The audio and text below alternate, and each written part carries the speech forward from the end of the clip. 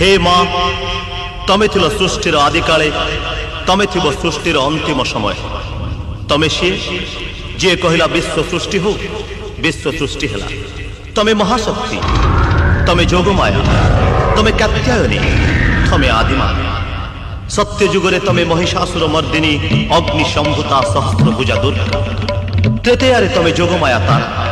द्वापर तमे दुष्ट दलिनी प्रलयंकरी बिजुली कन्या आउ कली तमे दयामयी क्षमाशीला दुर्गति नाशिनी महादेवी तारिणी रावण निधन पाई घंच अरण्य तमको स्मरण करथिले प्रभु श्रीराम भक्त वत्सल तमे निमिषके आविर्भूता होइथिल रामचंद्र सम्मुखरे विश्वरूप दर्शन पाई चक्षु खोली देइथिले दशरथ पुत्र तमे पाषाणी पलटि गल से दिन ठारू तमे हेल कांची नगरर अधिष्ठात्री देवी जगत जननी तारिणी कालर कराल स्रोतरे तमर आगमन हुए श्रीक्षेत्र घटगाँ आउ घटगाँ जगतर कोण अनुकोण को व्यापी जाए तमरी महिमा तमरी व्रत उपाख्यान।